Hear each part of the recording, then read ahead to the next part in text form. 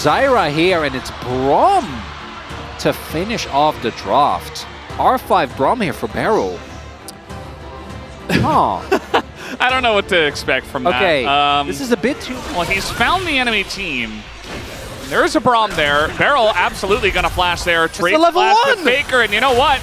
Over the wall, that's the stun. Faker's dead! It's the level one! And it goes to depth as well. The main question is, can we get anything out of it? As Faker did just go in. Yeah, he's going in. I feel like he's almost trying to make up for what happened earlier, but that's going to put him behind even further as mid lane, because Pioshik, you know, he identified the weak target early on, knowing he didn't have flash, was able to punish it already, and might be looking for some more. Early grubs are going to go over here as expected. T1 clearly not wanting to contest for that. Deft also is in the... You saw them kind of hovering around it and trying to get some pressure around the Drake, but Beryl just kind of had to stand there, and they were denied of any real entry. This time around, you have negative engage realistically.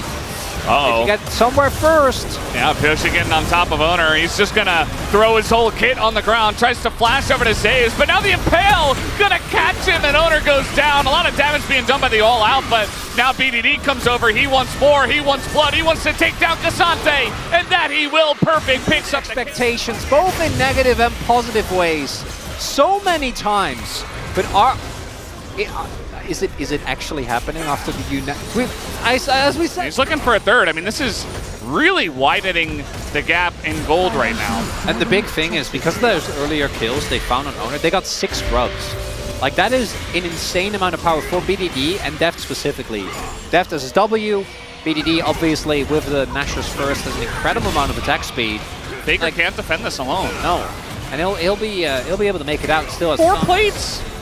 They might just take this straight up. 5. A turret before 14. The grubs. Carrier's getting in there, and the grubs, they get it. The first turret and all of the plates before 14 minutes. Carrier desperate to try to stop them, but instead he's just going to go down.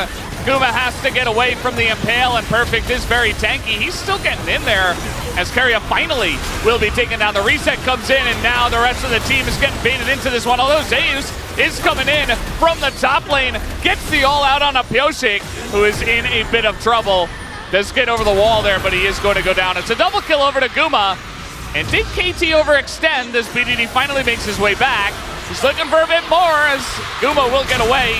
Zeus' stun does come down, but that is Kazante, ladies and gentlemen. Real, not against Skarner, and Owner's in a bit of trouble, but he drops down the ult, and now the follow-up comes in from T1 as Pioshik has to flash away. But here comes Deft, he's doing a lot. Faker trying to pop him out of this fight, actually, but the first kill will go on Aguma. Faker does get the assassination, but Pioshik is Zeri, and now he has gone back into the Viego form as the Impale again is going to miss. And I mean, I don't know how he keeps missing it, but it's okay. He's got some rocks to throw, and he's going to throw it into that front line, into both of them. There's no escape for the 2 members of T1. They will both be killed by Pioshik. Yeah, no, it's a bit of an issue. I mean, KT just got such a huge lead, and they have the confidence they can beat T1 because they won in game 2. I love that highlight on the experience there as well. Owner is playing Zyra into Viego. Like, obviously, the gold is going to be skewed because of how fat Pioshik is, but it really has a realistic chance of stealing this. But this is the first relevant soul, and Ezreal, yeah, they have to flip it on this fight. It's all or nothing. I don't know if they can get it to the pit in time. Owner can get there. No! No, they're just not going to get there on time. It's just a hextech soul, just like that, and they want to take the fight after, but Zeus, he goes in, and you know what? He's trying to get on top of a Sonya's BDD, who is going to live for now. He goes in, he gets the sweep onto 2. As he gets pretty low, they take him down, but Pioshik's still alive. No resets! But no resets, and Guma now is shelling them down. How did T1 win this fight? How is this happening? As Perfect now all alone, he's going to be taken down at T1. Lose too much of the base, right? They gave up an individual lowers. Here comes the combo. It's Beryl, and he's Braum, and he is very tanky, and he's actually going to get away. As now True Shot Barrage used to try to get Beryl there, but at the end of the day, he survives. It is going to take him out of the fight, and meanwhile, Faker utilizing that Baron buff in the top. The Elder has spawned. So, here we go. True Shot Barrage. Decent amount of damage already. Owner eating some damage from the Elder Drake. And it's going to come down to positioning and the way this fight is going to break out. For KT, I think you want to play slow. Faker TPing to get pressure on the side wave. Join the rest of his team. Doesn't run the risk of getting caught. hextech Soul already getting some nice value with those Mystic shots.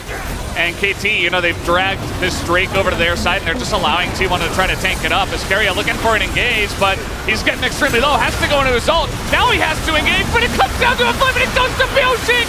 As BDD goes in, immediately the Braum goes down, the supports are out, but the resets are coming in, and the Elder Drake is doing its job. Faker and Guma still alive, though, as now trying to go back in here as is. Not sure about that, as Bioshick going to be there. Even with the Elder buff, oh, they're going it was there. a tough one. Smite. And then the fact that the fight is even remotely close, testament to T1's ability to fight Guma. I imagine his damage number within that time, but I don't think it's done. Yeah, I don't think they can end the game really on this. Let's see. I mean, this top inhibitor should definitely go down, right? Double buff. We get the cool colors going on. We got Exodia here. And T1 can't really fight this yet. The TP's going to come in as well, just 100%. Oh, I'd love it. KT, just send it. Try to end it. 20 Look seconds. At the hextech burn. 20 seconds. They got the burn. They got the hextech. They're trying to go for these Nexus turrets, but the wave is cleared. 10 seconds. Kind of. I mean, this Nexus turret is going to go down. And KT looking for the end.